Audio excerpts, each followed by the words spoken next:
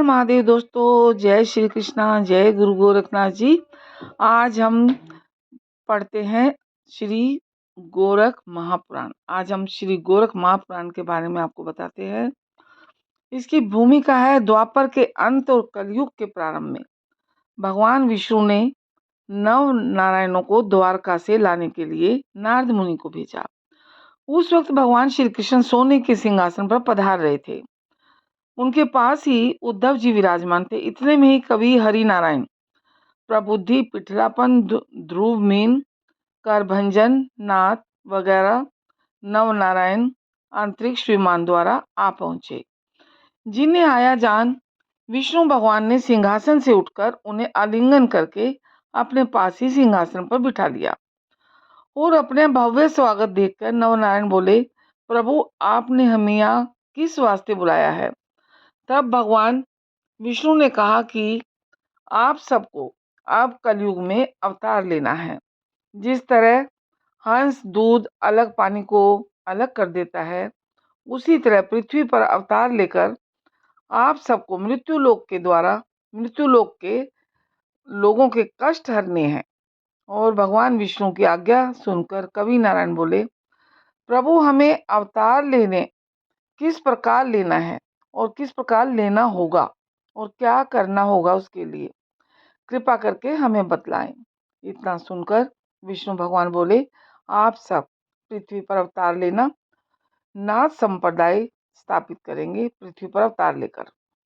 तो आप ये ना समझे कि आप लोगों को ही अवतार लेना है, आपके साथ मेरे और भी अंश अवतार लेंगे। वाल्मीकि, व्यास जी, उद्धव जी, जामवंत, ज्ञानदेव के नाम से मैं भी अवतार लूंगा। ब्रह्मदेव, सोपान आदि, माया, मुक्ताबाई के नाम से अवतार लेंगे और हनुमान जी रामदास के नाम से, भक्त कुब्जा, मैना बंती के नाम से। हमें कली काल में भक्ति को बढ़ावा देना है। इतना सुनकर कवि नारायण बोले, प्रभु हम लोगों को कहाँ और किस प्रकार अवतार लेना है और कैसे प्रकट होना है, इसके लिए भी आदेश करें। प्रभु बोले कि पहले ही मुनि व्यास जी ने भविष्य पुराण में सब वर्णन कर दिया है कि ब्रह्मा जी के वीर्य 80,000 ऋषियों का जन्म हुआ है। उसी समय वीर्य का कुछ अंश जगह जगह छिटका, उसी में से कुछ अंश 3 बार समुद्र में भी गिरा, जिसमें से 2 अंश तो दोनों दोने में गिरे और तीसरे को एक मछली सटक गई। उसके अंदर से कवि नारायण का यानी मच्छेंद्र नाथ का जन्म हुआ। भगवान शंकर ने अपने तीसरे नेत्र से अग्नि निकालकर कामदेव को भस्म किया था। तब उस अग्नि के प्रभाव से अंतरिक्ष नारायण ने अग्नि के गर्भ से अवतार लेकर जालंधर नाथ नाम के योगी प्रसिद्ध हुए। कुरुवंशी राजा जन्मेज ने नाग यज्ञ किया। उन्हीं के वंश के वृद्ध सर्वा राजा के यज्ञ करने से अग्नि द्वारा 88,000 ऋषि उत्पन्न हुए। ब्रह्मा जी की वीर्य का कुछ अंश रेवा नदी के किनारे भी गिरा था, जिससे चमस नारायण रेवन सिद्ध के नाम से प्रकट होंगे। उसी वीर्य का कुछ भाग एक नागिन ने खाया। नागिन के गर्भ में ब्रह्मा बीज है। यह जानकर आस्तिक ऋषि ने उसे बड़ के वृक्ष के नीचे छुपा रखा है। पूरे दिन होने पर वह वहीं अंडे रखकर चली जाती है और अंडे वहीं पड़े रहते हैं। उसी एक अंडे में से अभिहोत्र नारायण ने जन्म लेकर वर सिद्धि वाले नागनाथ के नाम से प्रसिद्धि पाई।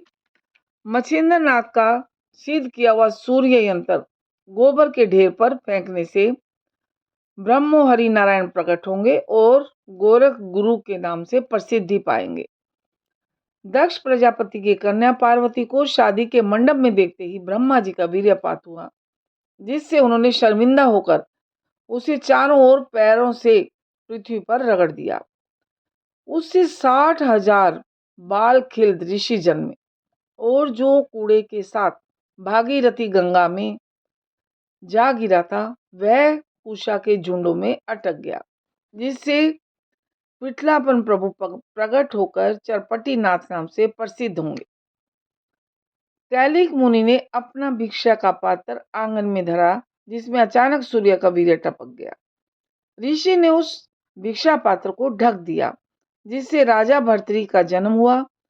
हिमालय पर्वत पर अपनी पुत्री सरस्वती को देखकर ब्रह्मा जी का वीर्य जब पृथ्वी पर गिरा तो उस पर बाघ के पैर पड़ने से वह बाघ के पैरों से चिपक गया। कुछ छिटककर हाथी के कान में जा गिरा, जिससे प्रबुद्धि नारायण ने अवतार लिया, जो कानिफा नाथ नाम से प्रसिद्ध हुए। गोरख गुरु ने मिट्टी का गाड़ीवान बनाया और करभंजन नाथ का जन्म हुआ। प्रभु ने यह रहस्य भली प्रकार समझाया कि को कहाँ और किस प्रकार जन्म धारण करना है। इतना सुन जब ऋषिगण मंद्राचल पर्वत पर पहुंचे, शुक्राचार्य की समाधि के निकट समाधि लगाई, तब 9वें और 10वें शुक्राचार्य जन्मे। शुक्राचार्य प्रथम जन्मे। दोस्तों, अब श्री गोरख महापुराण का पाठ करते हैं। प्रथम भाग प्रारंभ। मच्छिंद्र नाथ के जन्म के समय शिव और गोरा पार्वती कैलाश पर्वत पर पधार रहे थे। तभी पार्वती ने महादेव से कहा, आप किस मंत्र का जाप करते हैं? वह मंत्र मुझे भी बताने की कृपा करें। इतना सुन शिव मुस्कुराकर बोले, देवी, इस मंत्र के लिए एकांत होना परम आवश्यक है। उठो, अब चलकर एकांत स्थल ढूंढे। ऐसा कहकर दोनों प्राणी उठ खड़े हुए और घूमते घामते समुद्र तट पर जा पहुंचे, जहाँ किसी भी मनुष्य का कोसों तक वास नहीं था, इसलिए उन्हें वही स्थान पसंद आया। दोनों प्राणी वहीं पर आसन बिछाकर विराजमान हो गए। जब शिवजी ने महामाया पार्वती माता को ब्रह्म ज्ञान का उपदेश सुनाना आरंभ किया, परंतु जिस मछली ने ब्रह्म वीर्य निगल कर गर्भ धारण किया था, वह मछली पास ही पानी में थी। मछली माँ के गर्भ में उन मंत्रों का जीव अहम भावना तज ब्रह्मा रूप हो गया। कथा समाप्ति के बाद महादेव ने पार्वती से पूछा कि कुछ कथा का सार समझी आप? गर्भ के भीतर से मच्छिंद्र नाथ बोले, सब कुछ ब्रह्म रूप है। दूसरी आवाज सुनकर शिवजी ने उस ओर देखा, तब जाना कि मछली के गर्भ से कवि नारायण जन्म लेने वाले हैं। ऐसा समझकर शिवजी बोले, तुम्हें मेरे उपदेश से महान ज्ञान लाभ हुआ है, लेकिन पूर्ण उपदेश लाभ दत्तात्रेय जी के दर्शनों द्वारा होगा। तुम सामर्थ्य होने पर बद्रिका आश्रम आना, वहीं तुम्हारी मनोकामना पूर्ण होगी। और इतना कहकर शिवजी पार्वती को संग लेके कैलाश पर्वत को चले गए और मच्छिंद्रनाथ मछली माँ के उदर में शिवजी से सुने मंत्र का जाप करने लगे। पूरे दिन होने पर मछली माँ समुद्र के बाहर अंडा देकर वापस समुद्र में चली गई।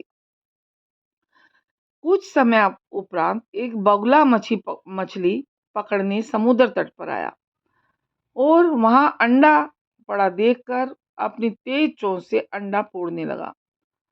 तो अंडे के भीतर से हुआ कि तेज आवाज सुनकर बगुला भाग गया।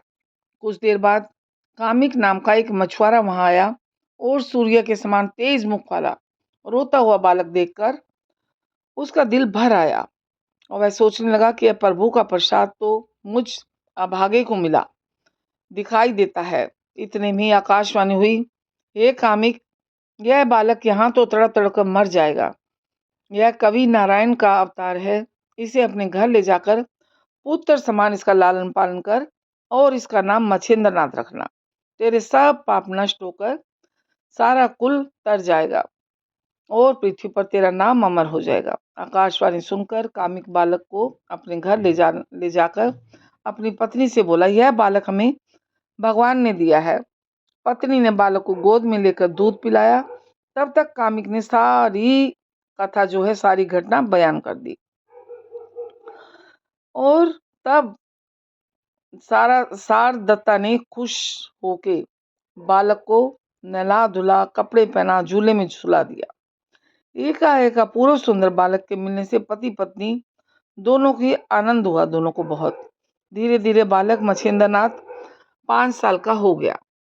तब उसका पिता कामिक उसे एक दिन मछली पकड़ने समुद्र तट पर अपने संग ले गया। जब उसने मछली पकड़ने के लिए अपना जाल फैलाया तब बहुत सी मछलियां जाल में आ फंसी।